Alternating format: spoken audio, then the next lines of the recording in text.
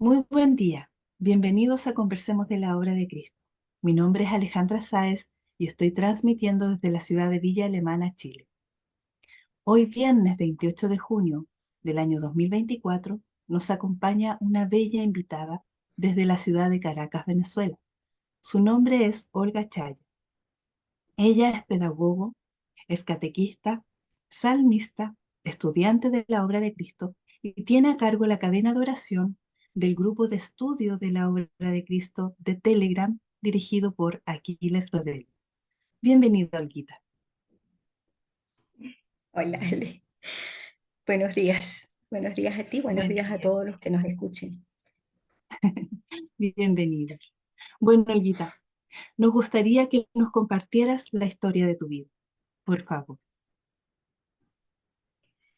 Bueno, yo nací en un hogar muy pobrecito, en la ciudad de Caracas, en un cerro de Caracas que se llama Coche. Fui la cuarta de 5 hijos. Antes de mí, mamá tuvo un niño que lo perdió al mes de muerte repentina. La mayor de nosotros, una hembra, después vino un hermano segundo varón. Ese nené que se perdió vine yo y de último nació otro hermanito. En esa casita era una casita de tabla con techo de zinc, con piso de tierra, pero ahí fui feliz los añitos que viví porque me sentía como libre, corría con una amiguita, íbamos persiguiendo los hilitos de agua y los barquitos de papel. Fue muy bonito, pero viví poco tiempo allí porque en el último embarazo de mamá, el bebé se crió sobre un tumor en el colon y cuando él nació, esperaron que naciera, cuando él nació tuvieron que hospitalizarla a ella para hacerle la operación y se vio bastante grave. Mi papá era alcohólico, lamentablemente, y eh, él estaba casado con otra persona, entonces pues no nos asumió y nosotros tuvimos que ser repartidos.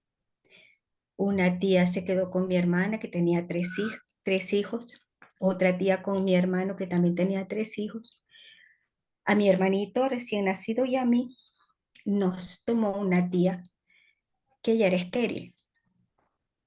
Eso hizo que ella se aferrara mucho a nosotros. De hecho, el niñito, el bebé, ya lo presentó como si fuera de ella y de su esposo. Y siempre quiso como que yo la quisiera como mi mamá, sabes, que me olvidara de todo, pero bueno, esas cosas que pasan, ese fue el plan que yo hice allá arriba, donde tenía que nacer. Bueno, en esa casa nueva donde llegué, recuerdo que yo me sentía como todo era muy limpio, muy ordenado, mucha disciplina, mucho horario. Recuerdo que pasaba mucho rato al lado de la comida porque no quería comer. Recuerdo llorar por mi mamá en las noches, por mis hermanos. Y bueno, fue una etapa así como poco fuerte. En primer grado recuerdo que lo hice en un colegio público, pero segundo grado mi tía me inscribió. Había otro primo también, pero él sí siguió en su colegio público. Otro primo que ella también agarró, que era casi de la edad mía, tenía 9 meses más que yo. Pero él sí siguió estudiando en su colegio público. Yo empecé a estudiar en un colegio de monjas que se llamaba Divino Maestro. En esa escuela fue que empecé a tener los primeros conocimientos sobre Jesús. Nos daban historias sagradas. Recuerdo que estaba en esa escuela cuando murió el Papa Juan XXIII, que lo dijeron por los audífonos. Allí hice mi primera comunión. Me vistieron de monjita, porque mi tía me puso un traje de monja, que había sido de otra prima. Y recuerdo que tenía mucha devoción, sentía mucho amor, tanto así que las monjitas decían que yo iba a ser monja y me llevaron a sus aposentos, a sus habitaciones. Bueno, pasó ese año, ahí yo fui muy buena estudiante. Finalizando ese año, mamá volvió a enfermarse. Se puso gravemente enferma otra vez Y esa casa de mi tía tenía una habitación vacía y llevaron a mamá para allá. Recuerdo que ese 31 de diciembre estaban todos los hermanos de mi mamá. Mi mamá nació en Guayabal, por allá por el llano. Y se vinieron los hermanos, estaban todos los hermanos ahí reunidos porque decían que mamá no iba a amanecer, que no llegaba el 1 de enero. Recuerdo que esa noche mi hermana y yo nos pusimos a rezar un rosario con mucha devoción. Y bueno, mamá amaneció y empezó a recuperarse poco a poco, hasta que estuvo ahí como un mes en la casa de mi tía y se volvió a ir, ya se atendía, pero estaba en su casa. Después de eso, mi tía quiso que nos mudáramos. Ella, recuerdo que sentía como rechazo, no sé, pues, y quiso, o sea, lavar todo. Y bueno, nos mudamos rápido, nos fuimos para Villa de Cura, que es un pueblo del interior del estado de Aragua, donde mi tío tenía una casa vieja que le había heredado de su papá que murió. Bueno, en esa casa estuvimos un tiempito y después nos mudamos para una quintica ya bien bonita en una de las cuadras de Villa de Cura. Allá en Villa de Cura, recuerdo que me enfermé de la piel. Me enfermé de la piel, unas llagas muy feas que me salían en los pies. Tanto así que muchas veces no podía ir a la escuela, cuarto, quinto grado, no podía calzarme. Yo iba a misa con mi primo el grande, el más grandecito, íbamos a misa, nos íbamos caminando porque la iglesia no quedaba tan lejos. Y ahí seguí como alimentando mi fe. En esa situación estaba, me llevaban a médico, pero no se me curaba.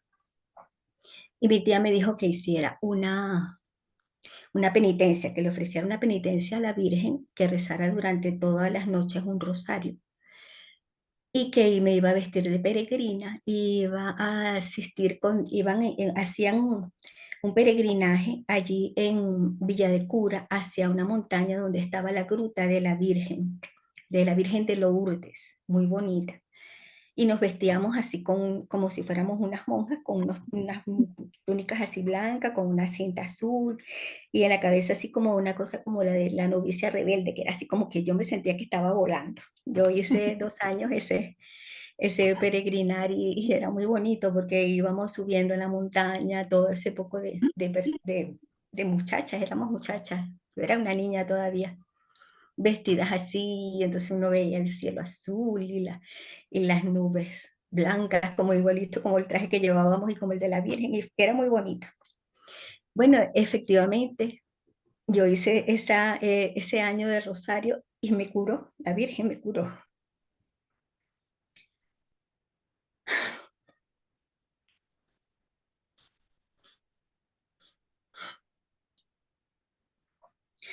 Bueno, pasó ese tiempo, recuerdo que un día mi mamá nos encontró la casa donde estábamos viviendo allá en Villa de Cura y me llevó una muñeca grande, bien bonita.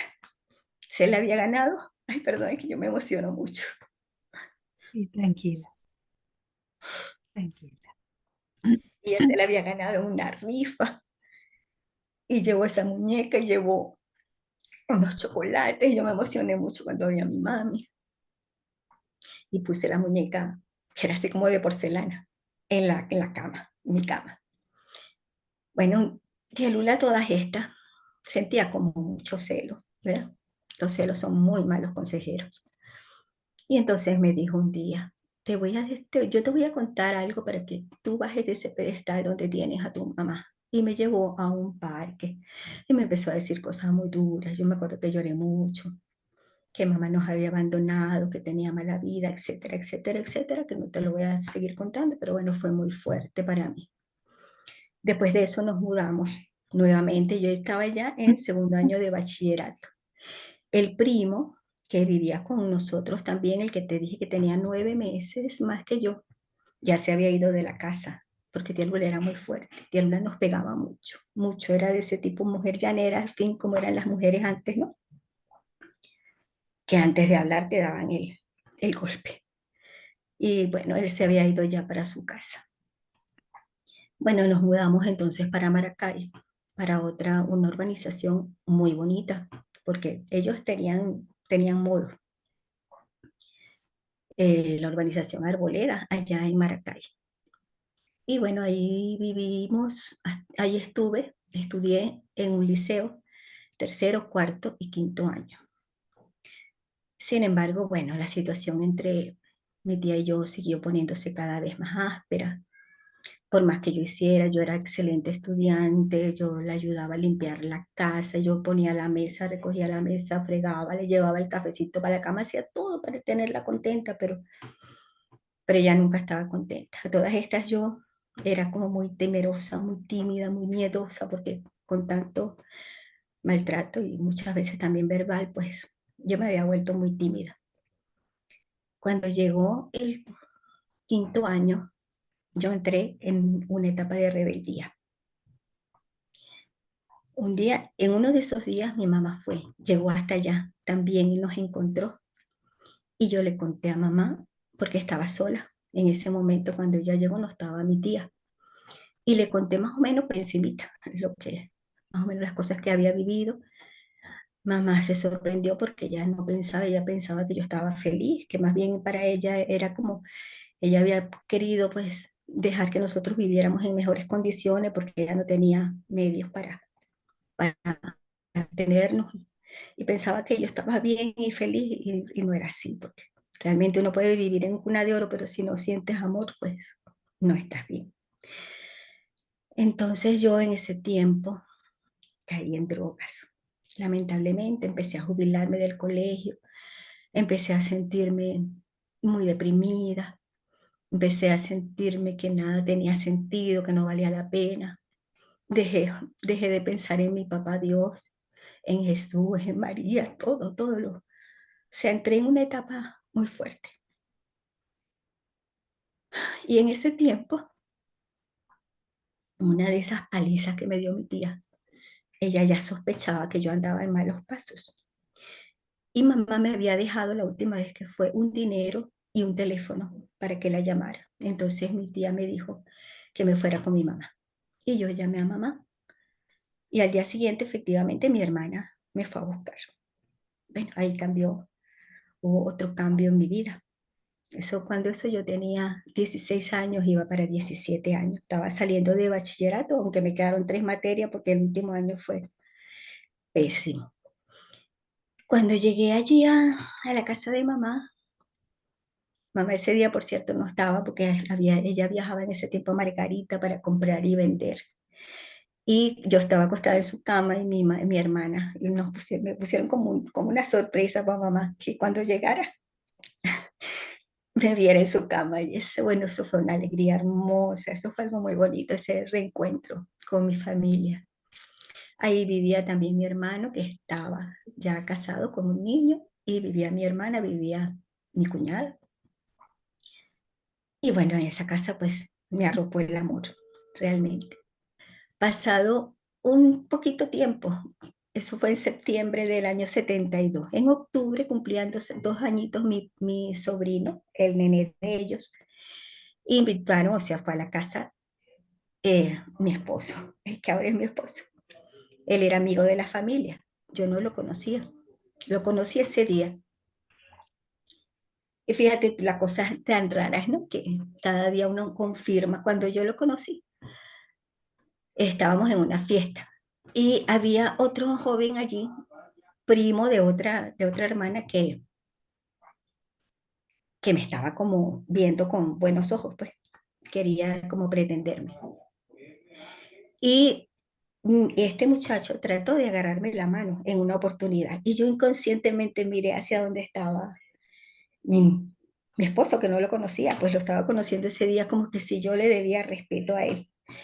Para que veas un detalle un poquito que uno se da cuenta de que sí existen otras vidas, de que sí existen pactos de almas que se hacen. Bueno, eh, empezamos nuestro noviazgo en diciembre de ese mismo año, nos hicimos novios, yo me enamoré, pero como no tienes una idea, claro, yo estaba muy joven. Y yo siento que en realidad esos amores que uno siente así en esa etapa, creo que siempre es cuando tú descubres que existe el amor y el amor está dentro de ti, en realidad uno se está enamorando desde el amor. porque era una cosa, bueno, intensa. Yo estaba así como que volando, como que en las nubes, sentía todo lo que dicen que se siente cuando está enamorado. Vivimos esa etapa, pero mi novio, en ese tiempo era mi novio, él tenía como, ¿sabes? Ese tipo de personas que les da como miedo, como involucrarse mucho, como que llegar a enamorarse mucho, entonces de repente ponía distancias, entonces de repente pasaba 15 días que no me visitaba, no me llamaba por teléfono en toda la semana. Yo estaba trabajando. Yo había estudiado un curso de secretariado cuando estaba llegando ya al último año de bachillerato. En la mañana estudiaba bachillerato, en la tarde estudiaba secretariado. Estando ahí con mamá lo terminé ese segundo año y ya yo empecé a trabajar como secretaria desde los 18 años. Bueno, y entonces ese noviazgo fue así como con muchos altos y bajos. Yo me sentía como en una montaña rusa emocional, demasiada, o sea, mucha, muy feliz y de repente muy angustiada y muy deprimida, con mucha inseguridad. Ahí en ese tiempo yo empecé a leer muchos libros de autoayuda, empecé a psicoanalizarme. Hubo un libro de Psicoanalízate a ti mismo que decían que ubicara, porque en uno de los libros fue Yo estoy bien, tú estás bien, que ahí descubrí que hay tres posiciones: yo estoy bien, tú estás bien; yo estoy mal, tú estás bien; yo estoy bien, tú estás mal. Y yo estaba en la posición de yo estoy mal, tú estás bien. Siempre era como una posición como de víctima, ¿no? Empecé a revisarme y a psicoanalizarme, y entonces otro libro, Tus zonas erróneas. Recuerdo que en todo eso, pues yo me di cuenta que hay un momento crucial en la vida de los niños, sobre todo de los de 0 a 6 años, ¿no? Que cuando vives una situación así muy fuerte, o sea, te puede marcar mucho. Y a mí me pasó, y recordé cuando a los 3 años mamá me dejó en la casa de mi tía y me vi clarito yo llorando en la reja y desesperada cuando mamá se iba. Y eso me había marcado mucho realmente. Bueno, entonces durante ese tiempo, yo, como te digo, pues revisándome un libro también que me regaló mi novio en ese tiempo, que se llamaba Yo visité Ganímedes. Ahí empecé yo a creer en los ovnis, en los hermanos de las estrellas. Ese libro es muy interesante. Por cierto que María Elena lo nombra, también lo leyó al principio y visitó a Josip Ibrahim. Bueno, total que cuando teníamos como 6 años de novio, yo salí embarazada y nos casamos. Nos teníamos que casar rapidito. Mamá había comprado una casita en San Fernando del Guapo, que queda como hacia Higuerote, Estado Miranda también.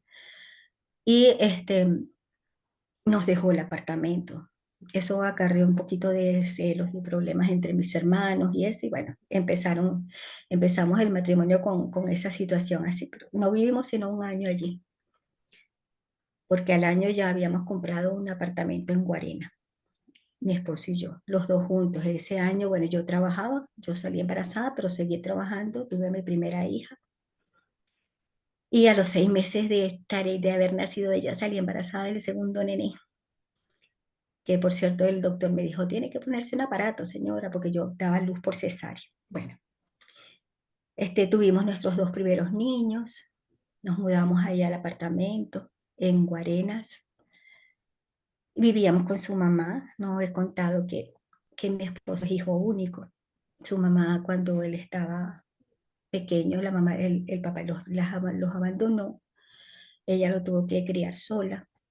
Eh, bueno, ella veía por los ojos de él y él por los ojos de ella, lo normal. Incluso cuando nosotros nos casamos así, él me dijo, tenemos que vivir con mi mamá porque yo no la puedo dejar sola. Y yo lo acepté tranquilamente porque nunca me imaginé que eso podía traer problemas. Y después que nació la niña, comenzamos a tener conflictos porque ambas éramos muy celosas, tanto ella como yo. O sea, no teníamos, yo por lo menos en ese tiempo no tenía las herramientas espirituales ni psicológicas, ni mucho menos. Tenía 22 años cuando nosotros nos casamos y no supe manejar la situación tampoco. Lo cierto del caso es que me fue creciendo un conflicto muy fuerte.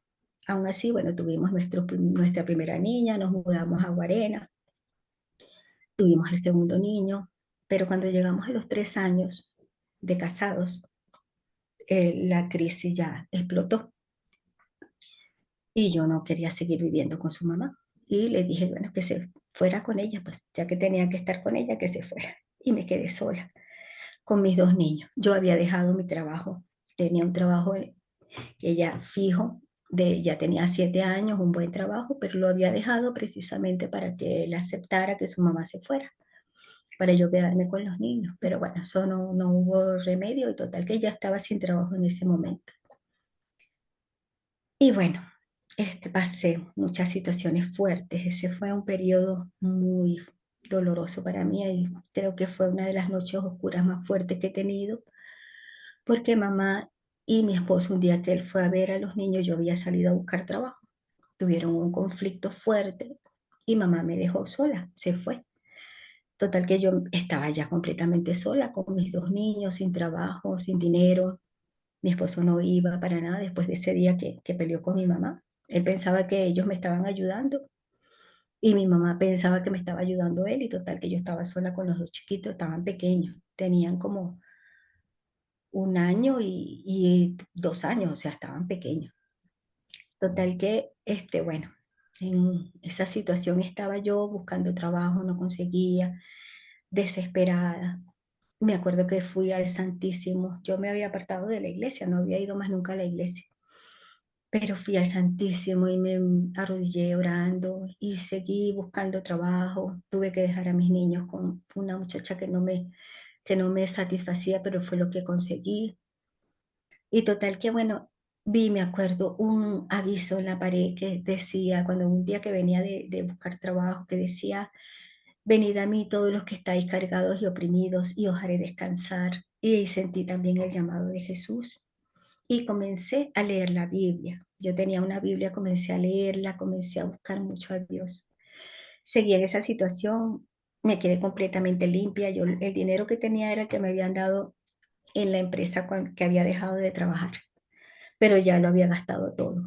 Entonces, un día venía del trabajo, de buscar trabajo en el autobús y no llegué a la casa sin saber ya cómo iba a ser porque no tenía ni para pasaje ya. Y cuando llegué, ahí estaba mi esposo con un niño al lado y el otro niño al otro lado, sentaditos con su papá. Ellos lloraban mucho por él, porque lo extrañaba. Y bueno, yo ese día, él me dejó un cheque y yo sentí también que era la mano de Dios. Realmente uno es el que abandona a él, pero él nunca nos abandona, nunca. Bueno, después de eso, yo misma decidí buscarlo. Conseguí un trabajo, por fin. Conseguí un trabajo, pero muy mal pagado, no me alcanzaba. Entonces yo misma decidí buscar a mi esposo porque me daba dolor también con la situación de los niños. Claro, la promesa era que íbamos a buscar ayuda psicológica, que nos íbamos a respetar, que iba a haber, su mamá nos siguió viviendo con nosotros en ese tiempo, estuvimos yendo a psicólogos y pudimos rehacer nuestro hogar. Después de eso pasó algo fuerte con la niña cuando ella cumplió 5 añitos. Bueno, por cierto, el psicólogo me recomendó que me pusiera a estudiar, que me pusiera a hacer cosas para mí, para que no me dedicara solamente a los hijos y al esposo, ¿verdad? Porque estaba demasiado entregada solamente a ellos, que empezara a trabajar por mí misma. Y entonces me puse a estudiar a distancia. Yo empecé a estudiar fue en la Universidad Nacional Abierta, para no dejar a los niños. Bueno, cuando ella cumplió 5 añitos, estábamos abajo. Yo tenía una vecina que tenía dos niños igual que ellos y entonces los quisieron bajar a jugar pelota. Era un edificio, pero tenía una parte de abajo donde podían jugar. Y entonces estaban allí jugando y como a una distancia como de 50 metros hubo un atraco y salió una bala loca, una bala perdida. Se escuchó el disparo, pero jamás en la vida, o sea, mi hija, Carelita, mi niña, estaba agachada en ese momento tomando una pelota y mirando hacia arriba al amiguito. Y la bala le entró justo por aquí, por en todo el medio, y le salió por aquí. Cuando ella se puso la manito así, mamá, me pegaron, dice ella, y sacó la manito con sangre. Eso fue algo terrible. Ay, no te he contado que la semana antes, eso pasó un viernes a las 4 de la tarde. La semana antes, el domingo, mi suegra, ella siempre fue muy católica y ella quería ir a misa, pero ahí donde nosotros vivíamos en el Calvario no había autobús, no había, no pasaban los autobuses todavía por allí, había que irse caminando hasta la iglesia y nos fuimos caminando. Mi esposo me dijo, acompaña a mi mamá, vete con los niños. Bueno, nos fuimos caminando. Cuando llegamos allí, como yo había estado con la lectura de la Biblia, yo no estaba metida con los evangélicos ni nada, pero sabes que en la Biblia dice que sí, las imágenes y esto, yo me había como alejado de la iglesia católica. También había estado leyendo Krishnamurti, recuerdo, en ese tiempo.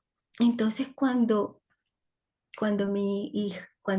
llegamos a la plaza, frente a la iglesia, ellos quisieron entrar con la abuela a la iglesia, a la misa. Yo fui medio obligada y entonces veía las cosas y no me sentía a gusto, veía las imágenes, veía como los ritos, no me sentía a gusto. Cuando pasó lo de mi niña, ese viernes a las 4 de la tarde, yo me empecé a echar todas las culpas. Yo decía, Dios mío, esto es un castigo, ¿por qué pasó? ¿Cómo es posible que, mira, esto como una bala perdida? Y bueno, lloré mucho. Mi niña me acuerdo que me dijo, cuando vio que yo me alarmé mucho, me dijo, mamá, me voy a morir. Y yo le dije, no, mamita, no te vas a morir. Y si te mueres, yo me muero contigo. Y ella se quedó tan tranquilita como que si no le hubiera pasado nada. Una nena linda. Bueno, un señor fue, nos ayudó, nos montamos nos llevaron hasta el hospital que quedaba ahí cerca, en una ambulancia. Luego nos llevaron, hicimos una circunvalación porque en ninguna parte nos recibían porque era un disparo hasta que nos recibieron en el Hospital Pérez Carreño a las 7 de la noche. Ahí llegó después mi esposo también. Bueno, al día siguiente me le dieron de alta a la niña porque no le tocó absolutamente nada.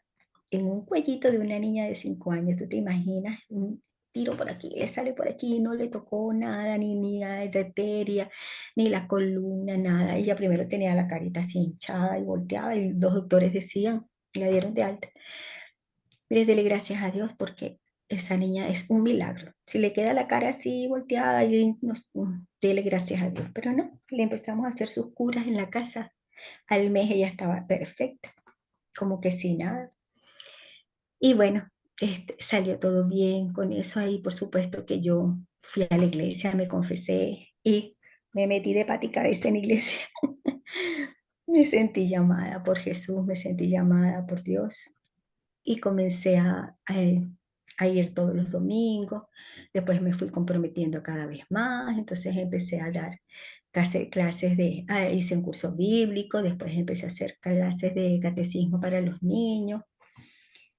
Y bueno, también en el apartamento donde vivíamos, en ese tiempo dejé de fumar. Yo fumaba cigarrillo, yo había empezado a fumar cigarrillo desde los 15 años, también cuando empecé con la otra cuestión.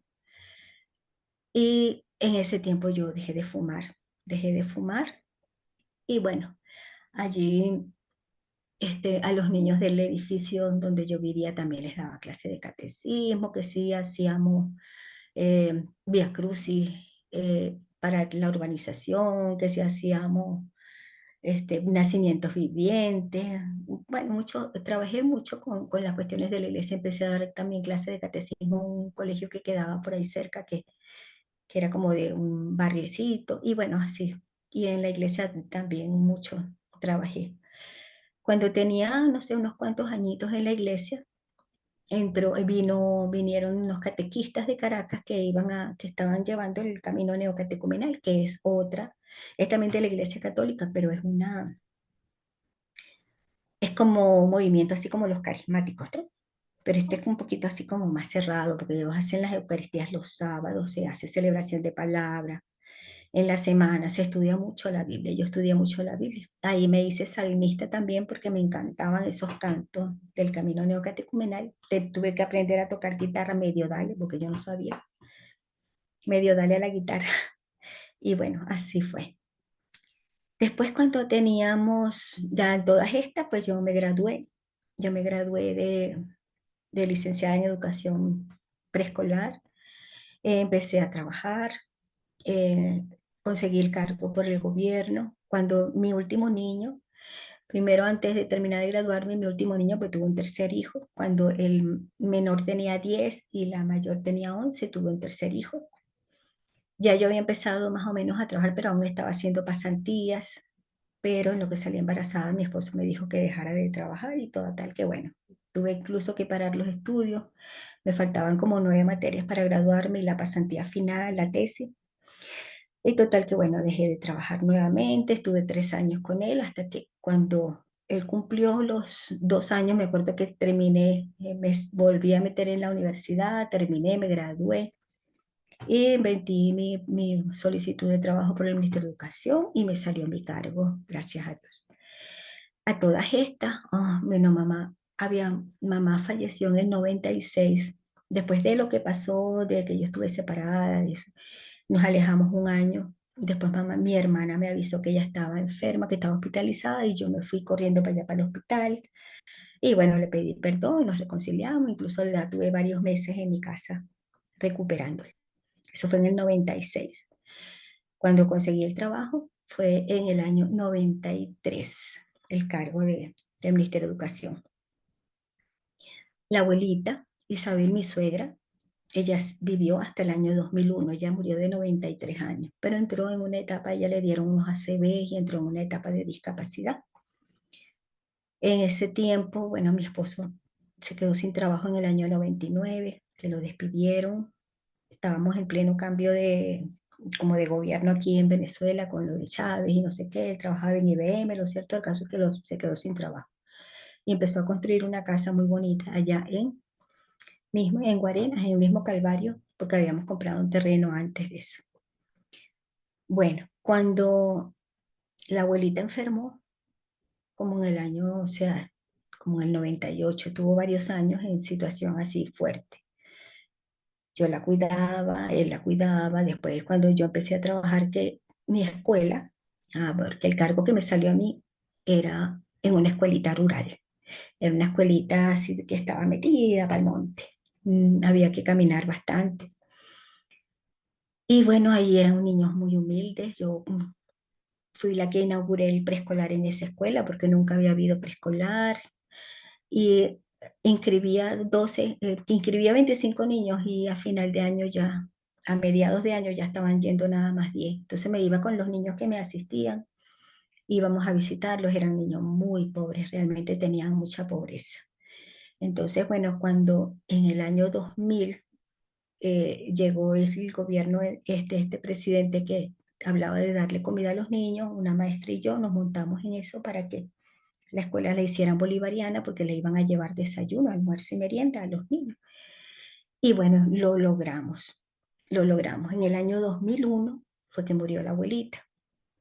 La abuelita y yo nos habíamos ya llevado bien desde hacía mucho tiempo, gracias a Dios, yo la cuidaba. De hecho, cuando yo llegaba del trabajo, ella se contentaba mucho y decía, llegó mi virgencita. Y de hecho, cuando ella se enfermó, ese el día antes que cayó como en, no sé, ella se despidió y todo de mi esposo, de su hijo, que le dijo, gracias, hijo, gracias por todo. Y él la acostó, llévame para la cama que estoy cansada, y no despertó más. La llevamos cuando yo llegué del trabajo y me dijo, ay, no sé qué le pasa a mi mamá que no se despierta. La fuimos a llevar al médico, le dije, no, vamos a llevarla al hospital. Y el médico dijo, no, déjenla tranquilita, ya, ¿qué más le piden a ella? Llévensela para su casa. Entonces, pero no podemos hacer nada por ella. Bueno, si quieren, consígale una bombona de oxígeno. Al día siguiente en la mañana, mi esposo sale a buscar la bombona de oxígeno y yo me la pongo en mi regazo, me la pongo así en los brazos y me pongo a rezarle un Padre Nuestro, a sobarle su cabecita y expiro. Y en ese momento yo vi que le salió como un alito la coronilla, yo vi que le salió como algo. Fue algo muy bonito. Se fue muy, muy suavemente, muy dulcemente. Bueno, pasó eso. Después, eh, para ver, ¿qué más pasa? Pasaron los años, yo seguí trabajando, mi esposo se quedó, como les digo, sin trabajo. Me tocó a mí echarle pierna a mi hijo. Cuando llegamos al año 2012, 2012, en el catecumenado, hicieron, hicieron un paso, porque ahí hacían pasos, escrutinio. En ese movimiento hacen como escrutinio para ver hasta qué punto uno está viviendo la palabra de Dios, estás pasándola realmente por tu vida. Hicieron un paso, pero como ni mi esposo ni mis hijos habían querido nunca entrar a la iglesia, me dijeron que me quedara en mi casa de misión, ¿no? O sea, que diera mucho amor, que diera porque no habían ido. A los 2 años yo podía volver, pero que por ese tiempo no volviera más ni a las Eucaristías, ni a las catequesis, ni nada de eso, pues todo. Eso a mí me pegó muchísimo porque yo me había entregado mucho al camino neocatecumenal y era algo que yo lo disfrutaba, aunque era muy fuerte y muy exigente. Eso me obligaba mucho a salir de la casa, tenía que hacer en la casa de todo para dejar todo listo para poder ir, ¿sabes? Ese tipo de cosas. Y mi esposo realmente nunca estuvo de acuerdo, le molestaba, porque yo tenía que estar saliendo mucho. Así que cuando me dijeron que me quedara en la casa, ya yo desistí de volver al camino neocatecumenal. Eventualmente iba a la iglesia, pero realmente ya no. A todas estas yo estaba trabajando, seguí trabajando. En el año 2005 recuerdo que me habían sacado de aula. En el año 2000, ese año también, al año siguiente me nombraron directora de un preescolar, allá mismo, pero en las casitas, otra parte de Guarena, que también era de zona de difícil acceso. Y bueno, pasó todo ese tiempo. Yo siempre en las escuelas donde trabajé, siempre llevaba, o sea, cantaba con los niños, le orábamos al entrar, el acto cívico, ¿sabes? Siempre dejando esa huella, porque realmente siempre que si el Vía Crucis, que si el ¿cómo se llama? El nacimiento viviente, vivíamos la cuaresma, que si recogíamos para compartirlo, ¿sabes? Todo ese tipo de cosas que uno aprende en la iglesia, todo eso siempre lo hice hasta el último año que trabajé, que fue hasta el año 2013, cuando me salió la jubilación, porque ya tenía mi tiempo, porque bueno, por suerte los 7 años que trabajé en la escuela en CanTV como secretaria, como era también del gobierno, por una ley que habían aprobado aquí de carrera administrativa, me lo aprobaron como años de servicio. Entonces yo trabajé 20 años en el Ministerio de Educación y me tomaron en cuenta los 7 años de servicio de secretaria. Y bueno, cuando estuve en ese tiempo que estaba en la casa, que había dejado la cuestión de la iglesia, eh, empecé a curiosear por otras vías, a buscar eh, espiritualidad, pero por otras vías. Recuerdo que escuché un programa que era de Paula Soto que decía claves para la creación consciente, que tenía que ver con la matriz divina, con así como tú crear situaciones en ese tiempo, sobre todo el año 2014. Recuerdo que empecé porque estaba muy fuerte la situación en Venezuela, fuerte, fuerte, mira, donde quiera que tú pasabas, caminabas, se veían colas y colas y colas de gente para comprar una harina pan o para comprar cualquier producto. Fue muy fuerte. Había unas guarimbas, unos sitios, o sea, quemaban cosas, hasta gente llegaron a quemar. Fue muy fuerte.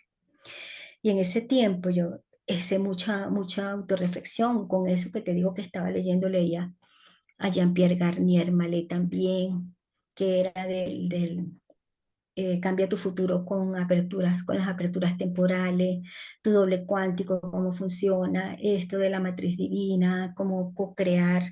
Y yo empecé como a darme cuenta que nosotros estábamos muy polarizados, muy divididos, y que eso era lo que nos tenía así. Incluso hay una palabra de Jesús que dice, un reino dividido contra sí mismo no puede prevalecer. Y es cierto, así estábamos. Era como una guerra civil prácticamente. Y bueno, empecé a hacer unos ejercicios que salían allí, decretos también de metafísica, para, para que la situación cambiara, empezar a imaginarse una situación de paz, de armonía, de que ya no nos sintiéramos divididos, de empezar a amar al otro también, aunque pensara diferente, tú sabes, todo ese tipo de ejercicio que fue muy bonito. Bueno, en el año 2000, te cuento que mi hijo tuvo un nene, mi hijo menor. Se enamoró muy joven, tenían 14 años, se enamoraron y tuvieron un bebé apenas a los 16 años. Claro, no tenían recursos, pero los ayudamos y ellos, gracias a Dios, pudieron seguir estudiando y sacar adelante a su bebé. Mi hijo grande, el mayor, también se casó y mi hija también se casó. Mi hija mayor, lamentablemente el primer embarazo, su primera niña, aparentemente la dejaron pasar de parto o no podía dar a luz y la pusieron a parir y la niña nació con problemas de, ella nació con parálisis cerebral. Tuvo media hora sin respirar y se le murieron las neuronitas del cerebro. Y ella nunca pudo caminar, ni siquiera pudo sostener su cuellito, nada, nada. Bueno, yo aún trabajaba cuando mi hija tuvo a la niña, sin embargo, pues me la llevaba los fines de semana, en vacaciones también la ayudé. Luego, gracias a Dios, me salió la jubilación en el 2013 y ella, pues empecé a ayudarla con los niños. Ella tuvo otro nene después de eso, tuvo otro niño, entonces allí yo en las vacaciones, o sea, ya al jubilarme fue a ser de abuelita. Cuidaba a la niña, a la especial, cuidaba al segundo niño de mi hermana y cuidaba al niño también de mi hijo, el mayorcito, el primer nieto. Después, bueno, después de eso, bueno, mi hijo mayor tuvo también un niño y me acuerdo que en el año 2016 nos empezaron a acosar en la casa. La casa es una casa grande, muy bonita, pero lamentablemente el sitio y la situación de Venezuela se le había dañado, ¿sabes?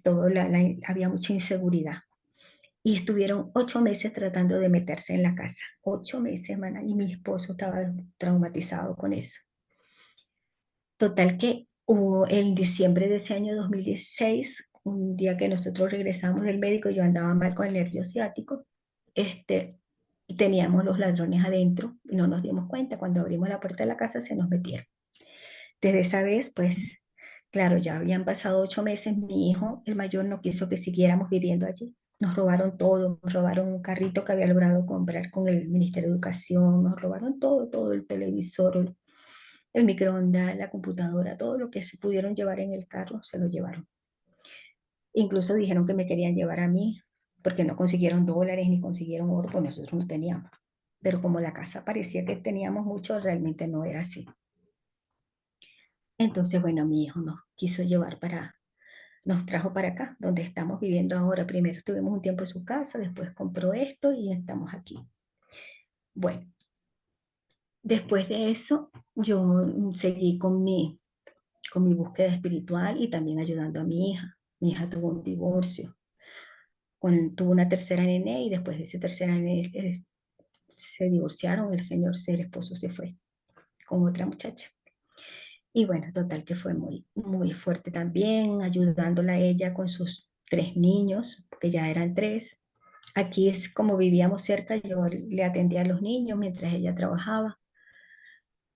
Llegó la época de la pandemia, ella sin embargo siguió trabajando, y yo le daba clase a los niños, sabe que se dio clases por computador, estudiábamos ahí, cuidaba a la nena. Milena se fue ese año 2020, ese diciembre, ya en enero cumplía 11 añitos. Eso fue también otra experiencia bonita, porque ella me lo avisó. Una semana antes de enfermarse, yo tuve un sueño con ella, que yo la vi doble. La vi parada al ladito mío, así con una cara de felicidad, y la vi acostada en su camita como siempre, estaba acostada allí, y me parecía que me quería decir algo. Y yo lo que dije fue, Milena, doble, 2 veces. Ustedes son gemelas, son igualitas, fue lo que yo dije y me desperté. A la semana siguiente fue que ella se enfermó, no duró sino una semanita, ya dejó de comer, ella no quiso comer más, pero tuvo una semana muy serena esa semana. Recuerdo que había pasado el fin de semana, me dijo mi hija que había estado llorando, tenía fiebre. Cuando yo llegué, la que la vi así con esa carita quebrantada, la metí en una agüita tibiecita, y lo cierto es que ella entró como en una paz y en una serenidad tranquilísima. Pasó toda esa semana y se murió el domingo 13, por cierto, un día después de mi cumpleaños, domingo 13 de diciembre. Era día domingo ese diciembre de 2020. Bueno, a todas estas, yo había seguido con mis cuestiones, mi búsqueda espiritual, había estado leyendo Caballo de Troya, había estado leyendo a Niño Nuevo, Las Profecías, Enrique Castillo, bueno, todo ese un poco de cosas eh, en esa búsqueda, ¿no? Yo seguía en esa búsqueda, hasta que en una de esas búsquedas en el año 2021 encontramos a María Elena. Vi a María Elena Sarmiento, me impactó su historia por una cosa impresionante. Y desde ahí no dejé de seguirla. Después ella empezó a hablar de la obra de Cristo, incluso sacó dijo que había sacado unos PowerPoint por sliders de la obra de Cristo. Yo los encontré y más o menos podía ver algo porque ya era pago, era pagado. Y después, bueno, con Roxana, cuando nos dijo que ya teníamos la obra de Cristo ahí y la publicaron en la página de María Elena y la descargamos. Y allí, bueno, de una vez entré en el grupo de Telegram donde estoy todavía allí, donde está Aquile. Hasta Qué allí. bello, qué bellita. Mira, te cuento, nosotros antes de hacer el programa, conversamos, tú me contaste tu historia y normalmente yo tomo notas, saco apuntes para tratar de organizar lo mejor posible y lo más provechoso posible de lo que me entregan, de la información que me cuentan, la entrevista.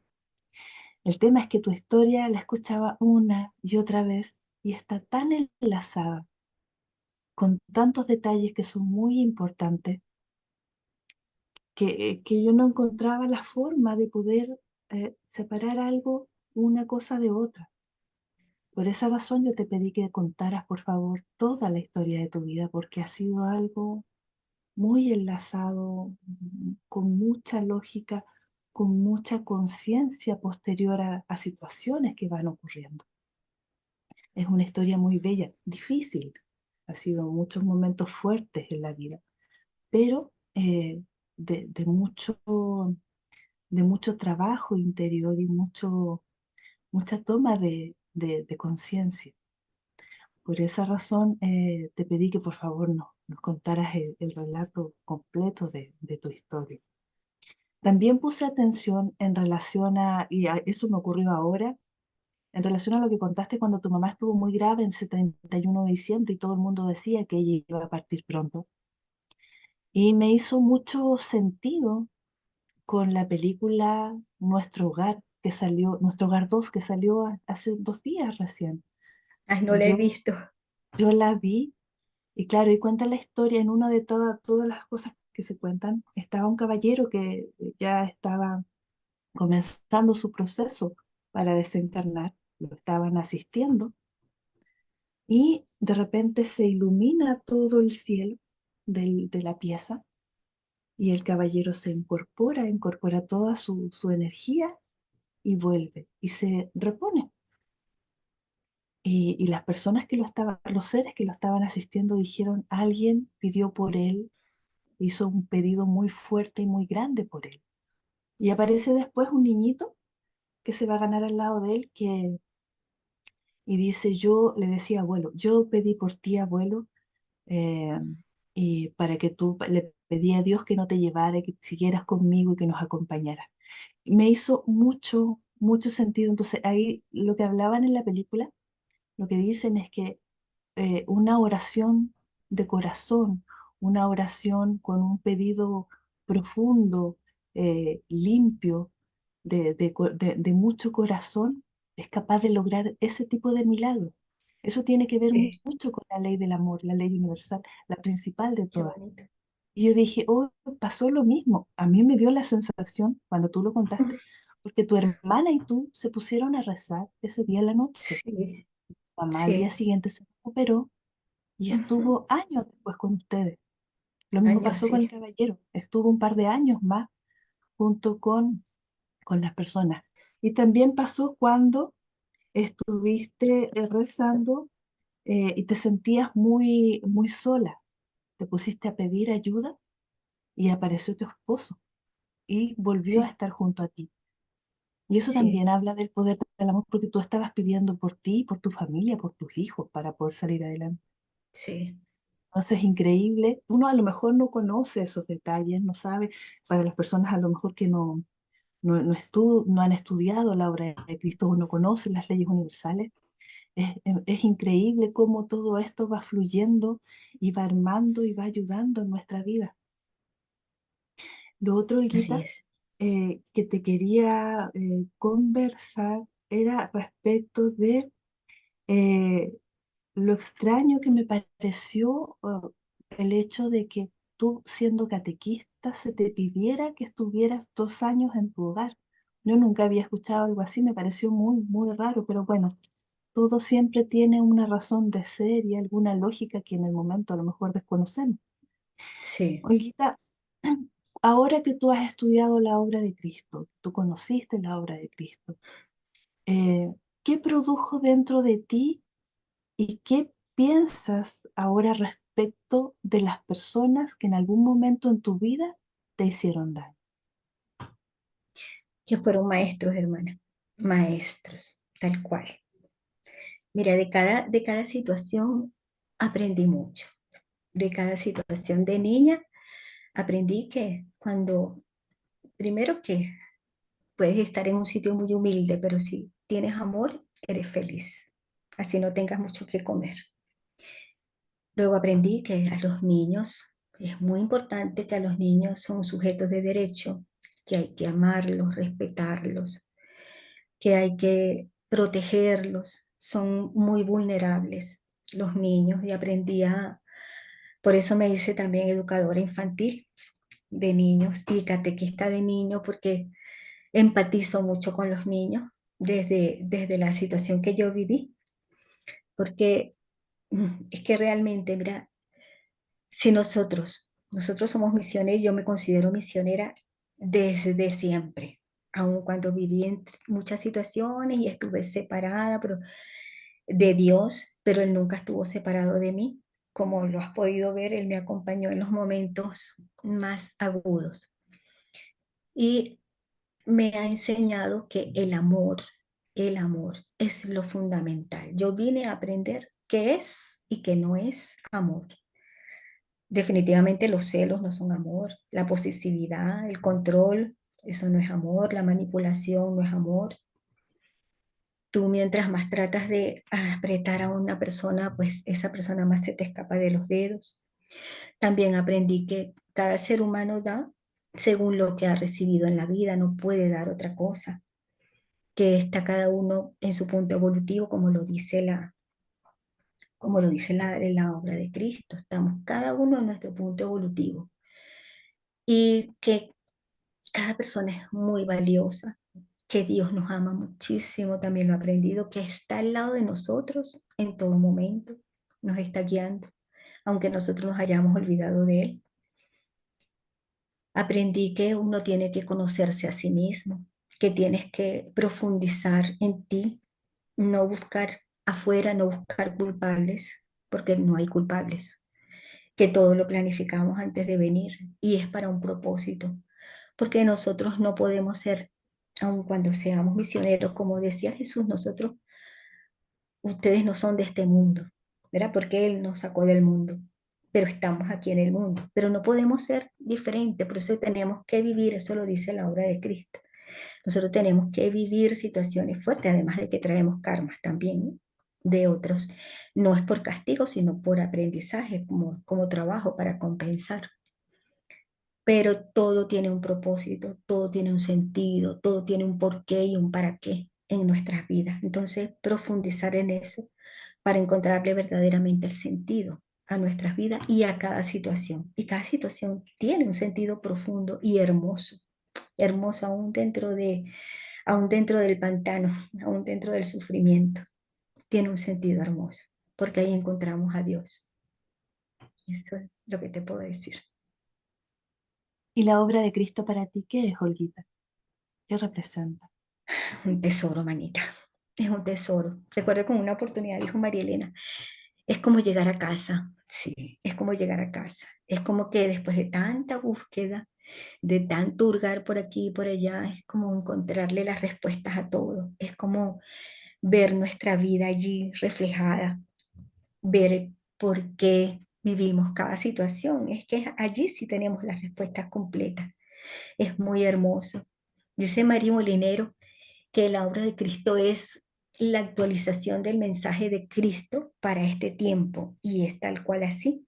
Fíjate que en este tiempo en que se habla de física cuántica, se habla de ovnis, se habla de energías, vibraciones que están llegando del sol de afuera, que nos está, del fin del ciclo, de todo eso. Y la obra de Cristo nos da la respuesta a todo lo que se está hablando hoy en las redes, de la canalización, de experiencias paranormales. Allí tenemos las respuestas que en la Biblia muchas veces pues no la encontramos ni en ninguna otra parte. Y ahí están las respuestas y tú sientes, te llega a mí, me resuenan que son verdaderas, que son ciertas, que no hay peligro de desvío ni peligro de que te vayas a meter en situaciones que te pueden llevar a, por ejemplo, a contactos con el astral que son negativos, ¿entiendes? O sea, sino que ahí vas como de la mano, vas guiado, vas protegido y vas desarrollando esa capacidad de conectarte con lo divino poco a poco, pero con buen paso, haciendo trabajo interno, purificando, cambiando, revisándonos constantemente. Y es valioso, Marita, es un tesoro, para mí es un tesoro, de verdad. Y un regalo que nos ha dado el Señor en este tiempo. Sí, Olguita, tú estás a cargo de la cadena de oración del grupo de estudio de la obra de Cristo. ¿Qué ha representado para ti estar a cargo de de este bello trabajo? Es otra preciosura, hermana, otro regalo, otro regalo. Eso surgió una vez que estábamos, no recuerdo cuál lección que dice que tenemos que empezar a reunirnos, empezar a hacer trabajos y orar por los hermanos. Y surgió esa semana, esa misma semana, yo creo que fue en junio del año pasado, no recuerdo mucho, pero creo que sí, que ya cumplimos un año. Y bueno, yo como vengo con mis cuestiones de iglesia y todo ese carisma y siempre oré mucho, siempre oré mucho, aunque después que me había salido de la iglesia había dejado de orar, te digo. Esto para mí más bien ha sido un regalo porque he retomado la oración, he retomado. Igual que con Mari, Mari nos tiene orando rosarios todos los días y es bello, precioso. Es una comunión tan hermosa. Sentirte tan cerca de Jesús, de María, es algo muy hermoso. Y bueno, ahí estoy feliz. Yo todas las semanas la actualizo. Si algún hermano me dice que lo meta, que lo saque, que lo incluya, pues estoy pendiente allí y es un trabajo, pero es un trabajo muy bonito, muy satisfactorio. Orar por los hermanos. Y todos los días hago oración, lo cual es una conexión también preciosa con Dios, con nuestro Maestro Jesús, con nuestra Madre María. Es muy lindo. No le pertenece a ninguna iglesia, como nos dice Mari. Es un tesoro de la humanidad, es una herramienta para estar en contacto con Dios, como lo es la meditación también, el vacío interno, el hacer silencio, el hacer introspección, el revisarte a ti mismo. Todos son medios para purificarnos y para acercarnos a Dios. Muy hermoso. Qué bello, Olguita. Sí, nosotros hemos trabajado también durante las meditaciones, también se hace la cadena de oración en el Ujú. grupo de Telegram, los días martes y los días viernes, más ratito. Vamos también a estar haciendo la cadena de oración. Es muy maravillosa y está abierta para todos, para quien necesite ayuda, quien necesite fuerza, está abierta para que pueda participar e ingresar ahí. Olguita, ¿y qué le dirías tú a las personas que nos están escuchando, en especial a la gente que aún no ha conocido la obra de Cristo? ¿Qué le podrías decir tú como mensaje? Te podría decir que aunque él no sepa o ella no sepa, Dios está con él, Cristo está con él, su ángel de la guarda está con él, sus maestros están con él, que que sienta ese amor en su corazón, que vaya dentro de sí mismo, que Dios lo ama tanto, tanto, tanto, tanto, que nos deja libre. Él nos da libre albedrío para que nosotros vayamos, recorramos como el hijo pródigo, que le dijo un día al padre: Papá, dame mi dinero, que yo quiero conocer el mundo". Bueno, así mismito somos nosotros, ¿verdad? Y vamos, pero muchas veces, precisamente cuando estamos sin Dios, nos vamos desviando, nos vamos dejando envolver por situaciones en el mundo, hasta que caemos como ese hijo pródigo que llegó hasta comer de las algarrobas que le daban a los cerdos. No tenía comida y dijo: bueno, pero si mi padre es rico y yo estoy aquí, voy a decirle que me agarre, que aunque sea como un empleado de él me tome para poder alimentar. Y el padre, que apenas él levantó los ojitos hacia su papá, el papá ya tenía los brazos abiertos, ya había mandado: mata un ternero, prepárale una ropa, un baño. O sea, ese amor, así nos recibe nuestro Padre. Que se acerquen a Dios, que lo busquen en su corazón como sea, porque Dios no está en ningún nombre, no está en ninguna religión, está dentro de nuestro corazón, en la espiritualidad que sientan, que se dejen envolver por ese amor y que se dejen guiar, que su vida va a ser mucho mejor, mucho más bonita, mucho más feliz, más productiva, que la paz, va a encontrar la paz, que es lo más importante. Bueno, Higuita, mira, yo quería darte las gracias por lo valiente que has sido al aceptar nuestra invitación y de contar tu historia de vida, tu experiencia y tu aprendizaje con todos nosotros. Por eso canté la canción del profeta. Sí.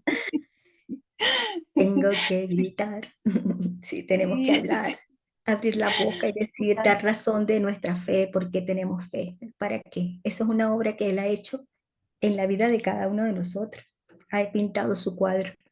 Tenemos que exponerlo, porque un cuadro no es para tenerlo escondido, es para mostrarlo. Sí, muchas gracias, Olguita. Y decirte que cuando quieras, estás invitada a nuestro programa, puedes venir a acompañarnos en cualquier momento, están las puertas abiertas para ti, agradeciéndote por todo lo que nos has entregado y por toda tu generosidad. Gracias, mi También amor. quiero agradecer, también quiero agradecer a todas las personas que nos están acompañando en estos momentos y siguen nuestros programas y cada experiencia de vida que transmitimos. Muchas gracias.